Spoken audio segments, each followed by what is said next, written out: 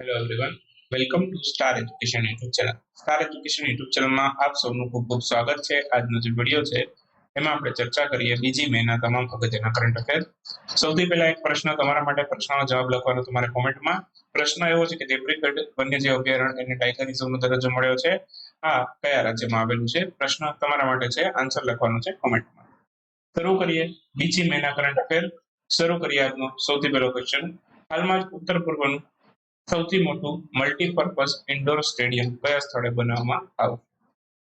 તો આ મેઘાલયમાં બનશે. મેઘાલયમાં શિલોંગ ખાતે આ સ્ટેડિયમ બનાવવામાં આવશે. તો ઓપ્શન બી અહીં આપણો આન્સર થશે.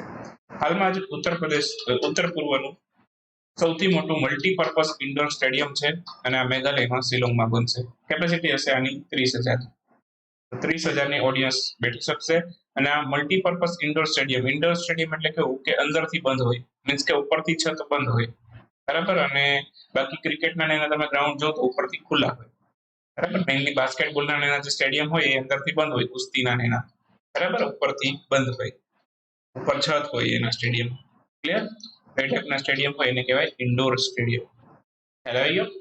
બાકી મેઘાલયની વાત આવી છે. મુખ્યમંત્રી કોનરાડ સંગમા છે, હમણાં ત્યાં ચૂંટણી જીતેલા છે અને એમની પાર્ટીનું નામ છે નેશનલ પીપલ્સ પાર્ટી. આ એક રાષ્ટ્રીય પાર્ટી છે. ઓકે. બાકી આમ આદમી પાર્ટી નવી રાષ્ટ્રીય પાર્ટી બની છે.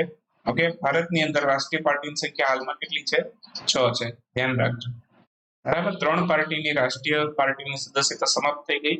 એ 3 પાર્ટી કઈ છે? એનસીપી, સીપીઆઈ અને તૃણમૂલ કોંગ્રેસ, બરાબર. તો આ 3 પાર્ટીની રાષ્ટ્રીય પાર્ટીની સદસ્યતા સમાપ્ત થઈ ગઈ છે. બાકી મેઘાલયના નવા રાજ્યપાલ પણ નવા જ બન્યા છે, ફાગુ ચૌહાણ. એમને પણ તમે યાદ રાખી લેજો, બરાબર. તો આ મેઘાલયના નવા રાજ્યપાલ છે. હાલમાં કયા રાજ્ય દ્વારા કામાખ્યા મંદિરમાં કામાખ્યા કોરિડોરનું નિર્માણ કરવામાં આવી રહ્યું છે? કામાખ્યા મંદિરની વાત આવી છે. કામાખ્યા મંદિર ક્યાં આવેલું છે? તો આ આસામની અંદર આવેલું છે. ક્લિયર? આન્સર આવશે આસામ. તો આસામ રાજ્યની અંદર કામાખ્યા મંદિર, ઓકે, ત્યાં કામાખ્યા કોરિડોરનું નિર્માણ કરવામાં આવી રહ્યું છે. શું થાય આ કામાખ્યા કોરિડોરમાં? મંદિરની આસપાસનો વિસ્તાર છે વિકસિત કરવામાં આવે. એક તો રસ્તા પહોળા કરવામાં આવશે, બરાબર. અને બીજું, ત્યાં હોટલો, રેસ્ટોરન્ટ, શૌચાલય આધુનિક બનાવવામાં આવશે, જેથી ત્યાં પર્યટનની અંદર વધારો થાય. ક્લિયર? તો આ બધું ખાસ યાદ રાખીશું. જેમ ઉત્તર પ્રદેશમાં કાશી વિશ્વનાથ કોરિડોર તમે નામ સાંભળેલું હશે. તો પહેલા ગલીઓ, નાની નાની ગલીઓ હતી, તો પર્યટન ખૂબ ઓછું આવે એમાં. પછી ત્યાં અત્યારે કાશી વિશ્વનાથ કોરિડોર જો તો એકદમ અત્યાધુનિક થઈ ગયું છે, બરાબર. 5 વર્ષ પહેલાનો જો ને અત્યારનો જો તો અત્યારે એકદમ અત્યાધુનિક થઈ ગયું છે અને પર્યટન પણ ખૂબ વધી ગયું છે. તો એ માટે કરવામાં આવે, પર્યટનની અંદર વધારો થાય. કામાખ્યામાં દર વર્ષે અંબુબાચી મેળાનું આયોજન થાય છે.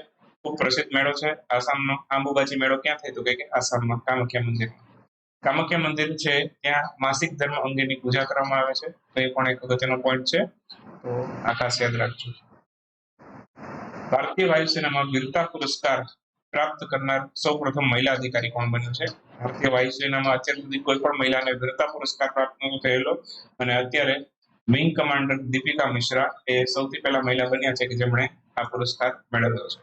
તો વીરતા પુરસ્કાર મેળવ્યો છે. કયો મેળવ્યો છે? વાયુસેના મેડલ મેળવ્યો છે. એમણે મેળવ્યો છે વાયુસેના મેડલ. જે વ્યક્તિ એમને આ પુરસ્કાર આપે છે એમને ઓળખો છો? આ છે વિવેક રામ ચૌધરી, જે ભારતીય વાયુસેનાના વડા છે, બરાબર. બાકી આમના વિશે પણ પ્રશ્ન પૂછાઈ શકે કે ભાઈ દીપિકા મિશ્રા એ કયા રાજ્યના છે? તો એ રાજસ્થાનના છે, એ પણ યાદ રાખજો. બાકી સિયાચીન બોર્ડર ઉપર તૈનાત થનાર સૌથી પહેલા મહિલાને પણ યાદ રાખી લેજો, કેપ્ટન શિવા ચૌહાણ. આ સિયાચીન બોર્ડર ઉપર તૈનાત થનાર સૌથી પહેલા મહિલા છે. હમણાં જ સિયાચીન દિવસ ગયો 13 એપ્રિલે, બરાબર. તો આ ખાસ યાદ રાખજો.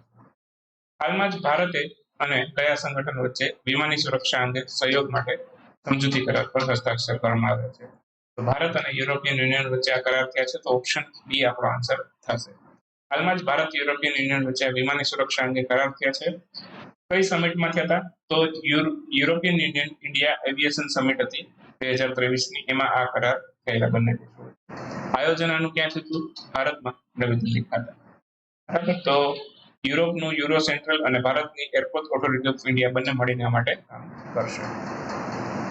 વિશ્વ અસ્થમા દિવસની ઉજવણી હાલમાં ક્યારે કરવામાં આવેલી? વિશ્વ અસ્થમા દિવસ છે, આની ડેટ ફિક્સ ના હોય, બરાબર. આજ વખતે આ 2 મેના રોજ આવેલો, મે મહિનાનો સૌથી પહેલો મંગળવાર, મે મહિનાનો સૌથી પહેલો મંગળવાર ત્યારે આ દિવસ ઉજવાય છે. આ વખતે હતો 2 મેના રોજ, તો આપણે 2 મે આ વિશ્વ અસ્થમા દિવસ ઉજવ્યો. સૌથી પહેલી વખત 1998માં વિશ્વ અસ્થમા દિવસ ઉજવવામાં આવેલો. આ વખતની 2023ની થીમ યાદ રાખીશું, અસ્થમા કેર ફોર ઓલ. વિશ્વ ટૂના દિવસની ઉજવણી ક્યારે કરવામાં આવેલી? ટૂના એક પ્રકારની માછલી હોય છે અને આના પ્રત્યે જાગૃતતા ફેલાવવા માટે બરાબર આ દિવસ ઉજવાય છે. તો 2 મેના રોજ આ દિવસ ઉજવાય છે. ડેટ ફિક્સ છે, દર વર્ષે 2 મે વિશ્વ ટૂના દિવસ ઉજવીએ છે. સૌથી પહેલી વખત 2017માં ઉજવ્યું. ટૂના એક પ્રકારની માછલી છે, ઘણા દેશો ભોજનમાં આનો ઉપયોગ કરે છે, બરાબર. અને હાલમાં વિશ્વના 96 જેટલા દેશો છે આ ટૂના માછલીનું ઉત્પાદન કરે છે. હાલમાં આસામ અને કયા રાજ્ય વચ્ચે સીમાઓના વિવાદનું સ્થાયી સ્વરૂપે સમાધાન કરવામાં આવેલું છે? તો એપ્રોક્સિમેટલી 123 જેટલા ગામ છે આ બે રાજ્યો વચ્ચે જે વિવાદિત હતા. આસામ અને અરુણાચલ પ્રદેશની વાત કરું છું, આન્સર આવશે અરુણાચલ પ્રદેશ. તો આસામ અરુણાચલ પ્રદેશના 123 ગામો વચ્ચે વિવાદ હતો. અહીં તમે જોવો છો 2007થી એક કમિશન પણ બનાવવામાં આવેલું હતું. તો આનું વિવાદનું સમાધાન થાય એ માટે એક ગયા વર્ષે નામસાઈ ડિક્લેરેશન સાઇન કરવામાં આવેલું, જેના અંતર્ગત 37 ગામો વચ્ચેનો જે વિવાદ છે એનું સમાધાન થયું. હમણાં જ એક નવી અચીવમેન્ટ હાંસલ થઈ, બરાબર. અહીં તમે જોવો છો આ બધી જ એનાઉન્સમેન્ટ અમિત શાહે કરી છે. ઓકે, તો એક નવી અચીવમેન્ટ એ મળી છે કે બીજા 34 ગામો વચ્ચેના વિવાદનું સમાધાન અત્યારે થયેલું છે, બરાબર. નામસાઈ ડિક્લેરેશન હેઠળ છે 37 ગામોનો વિવાદ સોલ્વ થયો અને બીજા 34 ગામો અત્યારે થયા, બરાબર. તો ટોટલ 37 ને 34 બંનેનો સરવાળો કરો તો 71 ગામોનો વિવાદ અત્યારે સોલ્વ થઈ ગયો 123 માંથી. બાકી કેટલા રહ્યા? 52. અમિત શાહે એવું કીધું કે આ 52 ગામનો પણ આવનારા 6 મહિનાની અંદર વિવાદ નું સમાધાન કરી દેશું. હાલમાં જ જાહેર થયેલ જળ ક્ષેત્રોની ગણતરી પ્રમાણે કયા રાજ્યમાં તળાવ અથવા જળાશયોની સંખ્યા સૌથી વધારે છે? પશ્ચિમ બંગાળમાં સૌથી વધારે તળાવ જળાશયો નોંધાયેલા, બરાબર. અને તમે જો 7 લાખથી વધારે છે, કોઈ આજુબાજુમાં નથી આવતું પશ્ચિમ બંગાળ, બરાબર. આ આંકડા કોણે જાહેર કર્યા? જળશક્તિ મંત્રાલયે આંકડા જાહેર કર્યા છે, બરાબર.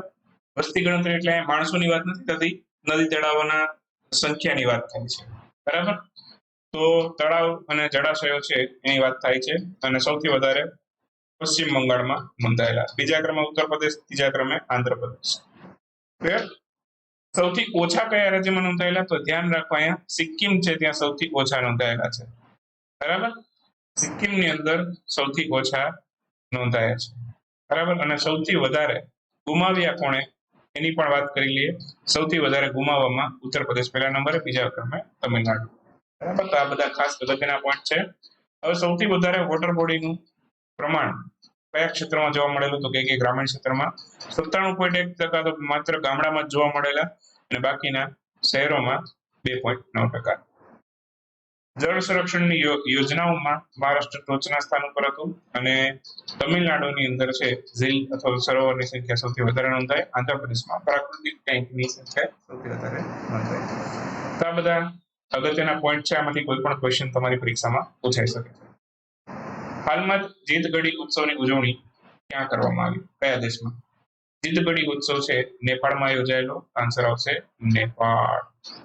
હાલમાં જ જીતગઢી ઉત્સવની ઉજવણી નેપાળના લુંબિનીમાં કરવામાં આવેલી. લુંબિની છે એ ભગવાન બુદ્ધનું જન્મ સ્થળ પણ છે, ઓકે. અને આ જીતગઢી ઉત્સવ શા માટે ઉજવેલો? તો કે 1872માં બ્રિટનની આર્મી એમને નેપાળની આર્મીએ પરાજય આપ્યો. આ દિવસે એની યાદમાં જીતગઢી ઉત્સવ નેપાળમાં ઉજવાય છે. બાકી નેપાળનું ઇન્દ્ર જાત્રા ફેસ્ટિવલ પણ ખૂબ પ્રસિદ્ધ છે, એને પણ યાદ રાખીશું. હાલમાં જ કયા રાજ્યની સરકારે સરકારી કર્મચારીના પ્રમોશનમાં દિવ્યાંગ કર્મચારીને 4% આરક્ષણની જાહેરાત કરી છે? તો મહારાષ્ટ્રની સરકારે જાહેરાત કરી છે. ઓપ્શન એ આપણો આન્સર થશે.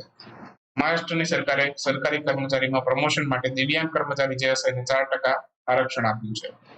મુખ્યમંત્રી એકનાથ શિંદે છે, રાજ્યપાલ રમેશ બેસ છે. કે આવું જ એક આરક્ષણ ઓબીસી આરક્ષણ છે. તો મધ્યપ્રદેશની સરકારે ટ્રાન્સજેન્ડર જે સમુદાય છે આખો એને ઓબીસીમાં સમાવી લીધું. આવું પહેલું રાજ્ય બન્યું મધ્યપ્રદેશ જેને ટ્રાન્સજેન્ડરને ઓબીસીમાં સમાવ્યા. બાકી કર્ણાટકે અત્યાર સુધી ઈડબ્લ્યુએસ અનામત લાગુ નહોતું કર્યું, હમણાં જ એને 10% ઈડબ્લ્યુએસ રિઝર્વેશનની જાહેરાત કરી કર્ણાટકની સરકારે. એ પણ એક અગત્યનો પોઈન્ટ છે. બાકી ભારતમાં તો ઘણા સમય પહેલા જાહેરાત થઈ ગઈ છે ઓલ ઓવર ઇન્ડિયા. કર્ણાટકે હવે અમલ કર્યો. સૌથી વધારે આરક્ષણ કોને મળે છે? ઓબીસી ને 27%. હાલમાં જ નાણાકીય વર્ષ 2023માં પ્રધાનમંત્રી ફસલ બીમા યોજનાના અમલીકરણમાં કયા રાજ્યએ ટોચનું સ્થાન પ્રાપ્ત કરેલું છે? તો પ્રધાનમંત્રી ફસલ બીમા યોજના બરાબર એમાં પ્રથમ સ્થાન પ્રાપ્ત કર્યું છે કર્ણાટકે. તો આન્સર આવશે કર્ણાટક. ઓપ્શન ડી આપણો આન્સર થશે.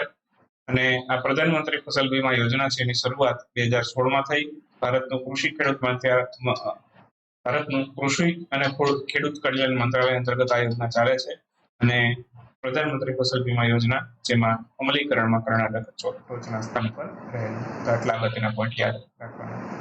નેશનલ સિક્યુરિટી કાઉન્સિલના સચિવાલયના નવા સૈન્ય સલાહકાર કોણ બન્યું છે? તો નવા સૈન્ય સલાહકાર બન્યા એર માર્શલ સંદીપસિંહ. સેવાનિવૃત્ત છે અત્યારે, બરાબર. તો એ અત્યારે નવા સૈન્ય સલાહકાર બન્યા છે. બાકી આ નેશનલ સિક્યુરિટી કાઉન્સિલની રચના 1998માં થઈ હતી. એના સૌથી પહેલા નેશનલ સિક્યુરિટી એડવાઇઝર કોણ બનેલા? નેશનલ સિક્યુરિટી એડવાઇઝર સૌથી પહેલા બન્યા બ્રિજેશ મિશ્રા. હાલમાં અજીત ડોવાલ છે. અને નેશનલ સિક્યુરિટી કાઉન્સિલની અધ્યક્ષતા હંમેશા નેશનલ સિક્યુરિટી એડવાઇઝર કરે છે. તો એટલા અગત્યના પોઈન્ટ યાદ રાખીશું.